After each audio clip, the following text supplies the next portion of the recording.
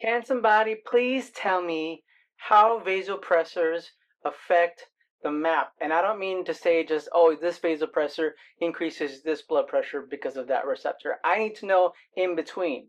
But I don't need to go on any diatribes or digress to any specific area, so I can circle back into the original question, which is, how does vasopressor drug affect the cell receptor, start the G protein cascade, and then affect the specific body part or muscle or what have you, tissue, that increases the blood pressure so that your map increases, so that the patient's blood pressure goes higher, and subsequently they get more perfusion, especially during times of critical illness, as in shock. Just straight up from point A to point B. Don't go in and out, in and out, in and out. Just go straight from 0 to 10. That's it. I'll tell you how. I just found out. I organized everything, and I will tell you about it. Okay, first things first. We all know that the formula of MAP equals cardiac output times systemic vascular resistance, right? MAP equals co-saver. Okay, that is a dogma of hemodynamics. So let's just get that out of the way right first. If you need to know and brush up on that, fine, I'll make another video on that. But right now, let's all assume we all know that the hemodynamics dogma formula is what? Mean arterial pressure equals cardiac output multiplied by systemic vascular resistance. Just a little point, it's also added to CVP, central venous pressure, but since this is normally almost 0, it's negligible, so we'll just go with MAP equals CO times SVR. Done. And can I just also say something? Between cardiac hemodynamics, there's always like a couple of categories.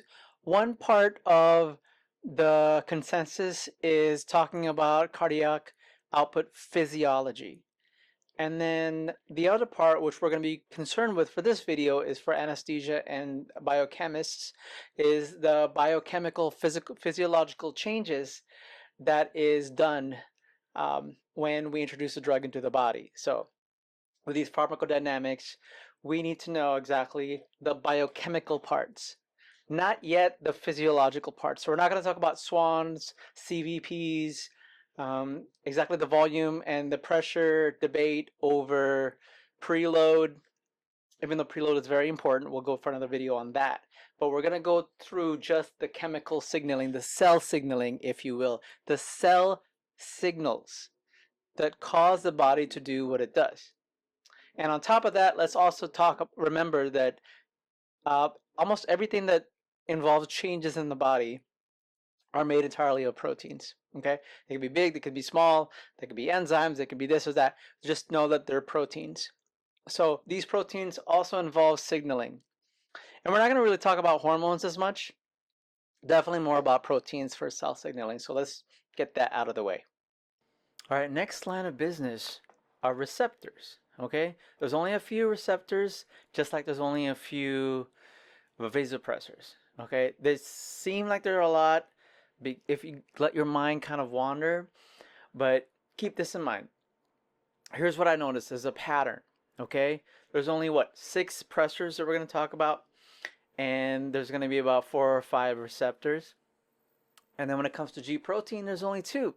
One of them touches all the pressors, and then the other one, GS, only touches like 3. Okay, so there's a pattern. Check out this table that I'm going to be putting in right here. So as you can see, we're talking about 6 vasopressors and then 5 receptors. Okay, we're not going to use some of the receptors because they're not used for pressors. They're used for something else, like inotropes or pure inotropes. But again, we're just talking about pressors here. So the 6 pressors are nepotism DVD. That's a mnemonic. NEP DVD. So that's, of course, think about it. That's norepinephrine, epinephrine, phenylephrine, dopamine, vasopressin, and dobutamine. Okay, so NEP DVD. There's a couple of new ones too, of course. There's the angiotensin ones, blah, blah, blah. But we're not going to talk about that. We just want to do the basic general classic vasopressors. I'm aware of those. I've seen those in the field. So don't come at me and tell me on the comments, hey, you forgot about this pressor. You know what? No. We're just going to talk about these 6 classical ones. We can talk about the other new vasopressors later, but we're not going to see them a lot in the field because they cost like legit $5,000 a bag. I know, because I used them before. And the pharmacist would freak out if I didn't scan them within 1 minute.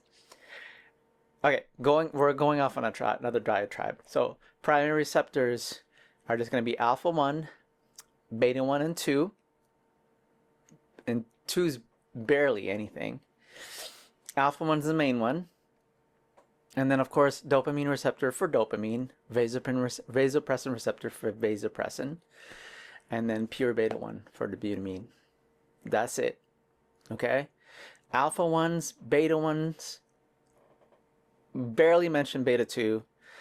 Then you got dopamine receptor 1 for dopamine, vasopressin receptor 1 for vasopressin. Okay? And then pure beta 1 for dobutamine. Finally, the easy part that we're talking about here is G protein, all right? GQ, that deals with a lot of the constriction, which we need for the heart. One more note. Dobutamine, our little special pressor, is primarily beta 1. And beta 1, G protein, is GS, okay? So there's 4 GSG proteins that affect these pressors.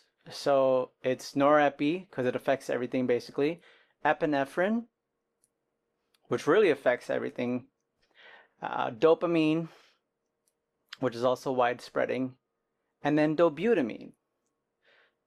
So not vasopressin because it's specific to just the vasopressin 1 receptor. Not phenylephrine because it's specific to just one A1 alpha receptor.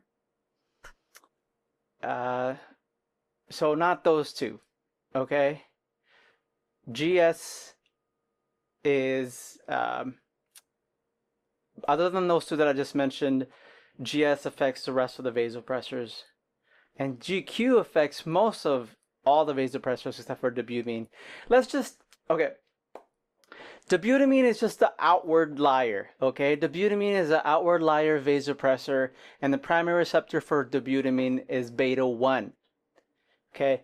Beta 1, almost exclusively, and the G protein for it then is GS, the G stimulating protein, okay? Everything else is covered by GQ, and then GS touches about 1, 2, 3, 4, including dobutamine, okay? Just look at this table, and then we'll go over it again in the special premium video or something. Okay. All right, yo, we really got to wrap this up. Okay, I have to get ready for it tomorrow, and I don't know if I'm gonna have the same energy to finish this over the weekend. So let's just go over the dogma of the standard sequence of the signaling cascade. The standard sequence of the cell signaling cascade. Okay, that is going to be, now pay attention because it's going to be in a quiz later. So the drug goes in, the ligand from the drug activates a receptor, and the receptor goes through like 7 cycles or whatever, activates that, in turn activates the G protein, and then the G protein activates a second messenger, which starts another cascade. So again, the standard basic cell signaling cascade is the drug ligand, the receptor, the specific receptor, alpha, beta, whatever, the G protein, GS or GQ, and the second messenger. Once again, third and last time, the standard cell signaling sequence, the standard sequence of a cell signaling cascade is drug, receptor, G protein, secondary messenger. Drug, receptor, G protein, secondary messenger, and the effect.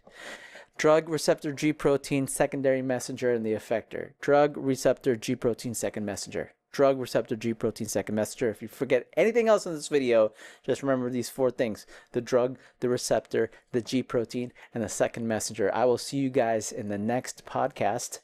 Have a good day or night, and Nurse Howie out. Let me know if you have any questions. Don't forget to like and subscribe.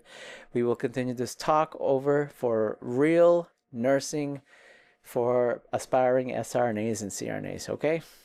See you next time. Bye-bye.